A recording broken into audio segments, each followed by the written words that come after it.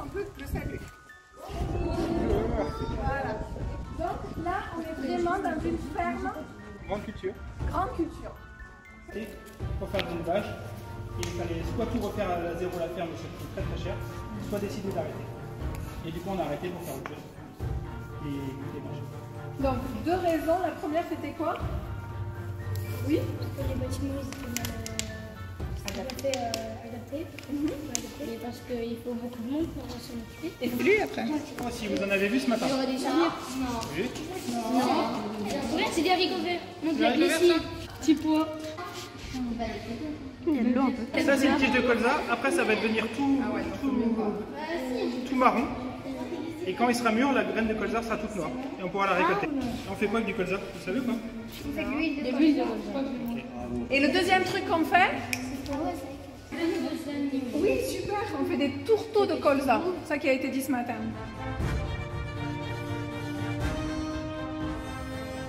On est d'accord qu'une tige, d'abord il y a la racine, ensuite il y a la tige, ensuite il y a les feuilles, ensuite il y a les fleurs, et après le fleur, il y a quoi?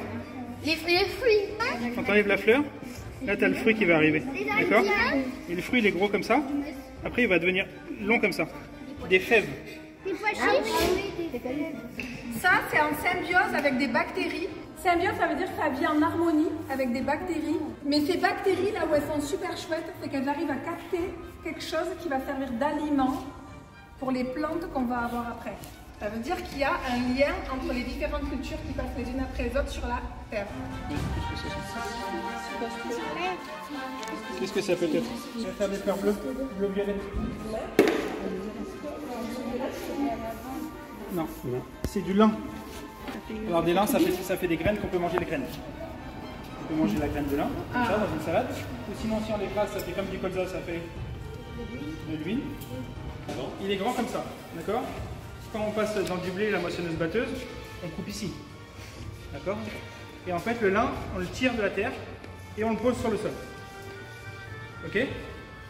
Une fois qu'il est sur le sol, il faut qu'il y ait de la pluie, du soleil, pour que la particule autour, elle s'arrête, elle pourrisse.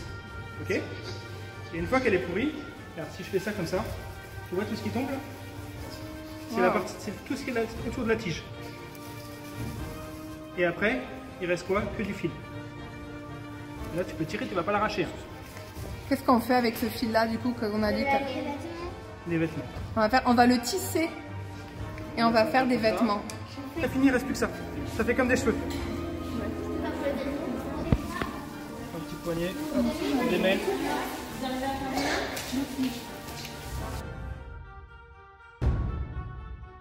Alors, c'est mieux le sable de la plage ou le